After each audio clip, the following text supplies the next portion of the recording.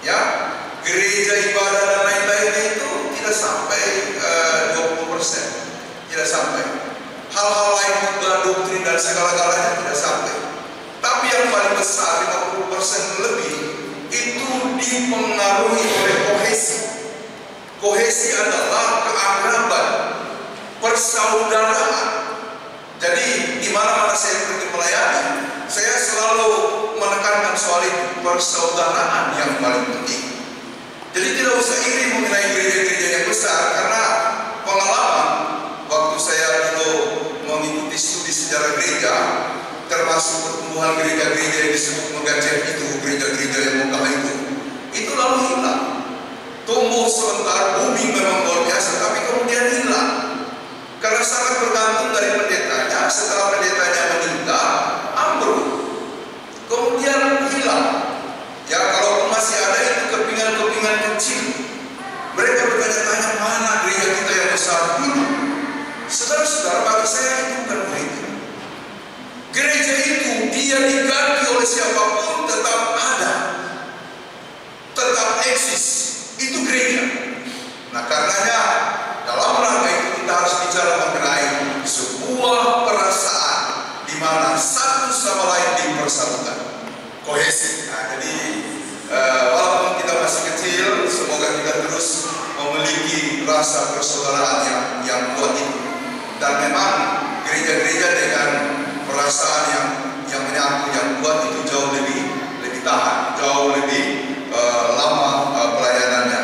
Dan itulah gereja. Gereja itu kalau Tuhan sudah bentuk tidak boleh hilang, tidak boleh melenyap. Ya, kalau bicara soal di Eropa, kenapa banyak gereja yang ditutup? Termasuk kemarin saya baca berita ada gereja di Belanda ditutup lagi. Itu ada persoalan yang lain, tapi saya tidak usah jelaskan karena itu kaitannya dengan dunia sekular. Ya, ada yang mengatakan sekularisme telah membuat gereja kemudian mati. Bukan cuma, memang ada faktor dari sekularisme, tapi bukan cuma itu.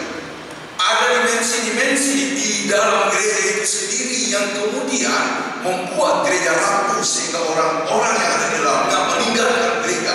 Mereka nggak betah, mereka tertekan dan bahkan mereka ingin menghindar dari gereja karena tuntutan pajak, tuntutan persembahan, perpuluhan yang kalau ditagih itu kayak tagih pajak oleh pemerintah. Itulah sebabnya sebagian besar meninggalkan gereja, menghapus namanya. Kalau namanya masih ada di gereja, masih akan ditagih. Jadi ada persoalan lainnya, nantilah kita diskusikan.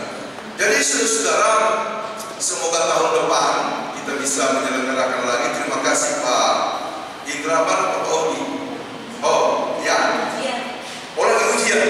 Wah, baru dia pimpin tim kerja penyelenggaraan, dia sudah dapat ujian.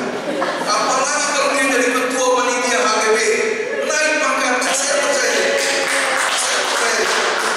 Baru dia pimpin tim kerja kecil, sudah langsung ujian, ya kan? Apalagi dia jadi ketua panitia. Oh, kita lanjutkan nanti jadi ketua panitia HBB. Mau minta izin ya? Saya kira mau pasti akan mendukung dengan penuh jiwa dan raga, gitu ya. Sekali lagi terima kasih teman-teman yang sudah memberikan dukungannya. Ini langkah pertama, tapi manfaatnya sangat besar. Tema hari ini adalah memperluas karya imam. Sebelum saya membahas tema ini, ada satu pertanyaan kecil dan sederhana. Apa kalau ditanya ya? Kalau ditanya hari ini, Bapak Ibu bersyukur hari ini? Amin. Ada rasa syukur? Amin. Kalau saya tanya, mulai dari kantor dari Agnes bersyukur hari ini.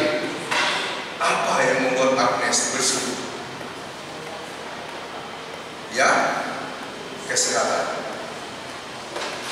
Suaranya saya ini sudah mulai mengkong. Diberi kesehatan, ya kan?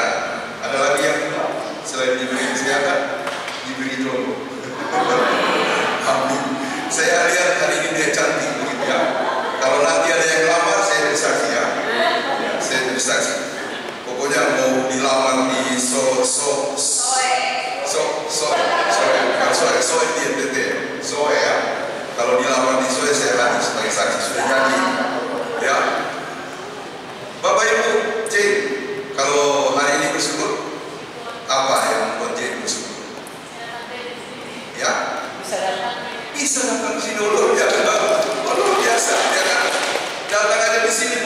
bersyukur. Oh, luar biasa. Karena apa? Karena dia jauh sekali di Cikarang, ya kan? Dia sama dengan Eki sama Vina dari Cikarang, ya. Jadi jauh sekali mereka datang. Jadi kalau bisa datang, Jay merasa bersyukur. Mungkin kita tanya Abel, kenapa bersyukur hari ini? Kenapa? Apa? Diberi perlindungan. Oke. Bisa? Ya kan? Bersyukur hari ini bisa? Kenapa? Diberi nafas, diberi kehidupan dan kesehatan. Nafas, kehidupan dan kesehatan. Mama Audi, bersyukur hari ini? Kenapa? Karena suami saya kepikiran hari ini. Itu pas sekali ya, karena suami hari ini ujian, ya, doakan ujian lancar dan hasilnya baik. Saudara-saudara, kita patut bersyukur karena semua kita sudah diberikan oleh Tuhan karunia. Dan hari ini kita belajar tentang talenta. Sebentar, apakah talenta itu yang dimaksud adalah materi atau apa yang lain? Nanti saya akan jelaskan sedikit. Tapi paling tidak, hidup kita adalah sebuah karunia. Ya, tadi malam saya pimpin PA di suatu wilayah di Gereja Toraja Galaksi Bekasi. Lalu ada ibu yang bersaksi. Dia bilang begini, Pak, saya puji Tuhan. Saya bergumul beberapa waktu lalu, kurang lebih 3 bulan, suami saya dirawat di PON, di Pusat Otak Nasional, karena pecah pembuluh darah di kepalanya. Nah, 3 bulan, ya kan, dia bergumul. Bahkan dia di ruangan tunggu ada beberapa banyak orang yang menunggu keluarganya yang sakit.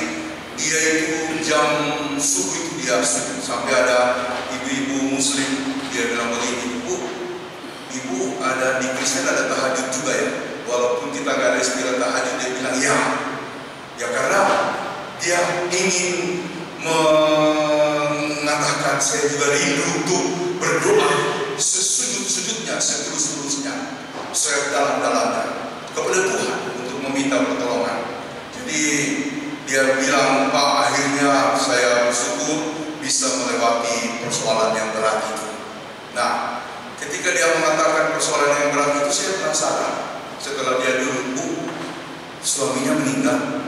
Ya kan, saya tanya begitu karena dari nadanya kayaknya persoalan berat itu selesai dan dia bebas. Suaminya meninggal. Oh, dia bilang, enggak, ini suami saya. Saya jadi malu begitu ya. Saya bilang, Pak, maaf ya. Saya kira dia mulai melewati suasana berat, termasuk suasana yang mungkin dalam pikiran saya membayangkan meninggal gitu ya. Ternyata suaminya sehat dan bisa bekerja kembali sebagaimana biasanya. Sementara dari sebagian besar orang yang menanti keluarganya itu rata-rata mengalami kedukaan karena ya di Pusat Otak Nasional kan berat ya. Jadi saudara-saudara, dan itu memberikan insight baru kepada ibu tadi tentang hidup. Memang hidup ini hanya disyukuri. Ketika kita boleh ada sebagaimana adanya hari ini, memang kita perlu bersyukur dan hanya bersyukur. Nah, saudara-saudara, kerangka utama dari berikut tadi yang paling awal saya mau katakan ialah hidup ini penuh dengan karunia Tuhan. Ada amin. Hidup ini penuh dengan karunia Tuhan. Jadi talenta yang diberikan itu menunjuk kepada bagaimana hidup kita sudah dilengkapi dengan karunia. Ada yang mendapat 5, ada yang mendapat, yang orang kedua mendapat berapa? 2 talenta, yang ketiga mendapat berapa? 1 talenta. Saudara-saudara, sebelum saya membahas sikap mereka, talenta kalau kita bicara dia sebagai the real materi, the real talenta, talenta itu adalah 10.000 dinar. Jumlah 1 talenta 10.000 dinar. Ya. Nah, jadi kalau 5 talenta berarti 50.000.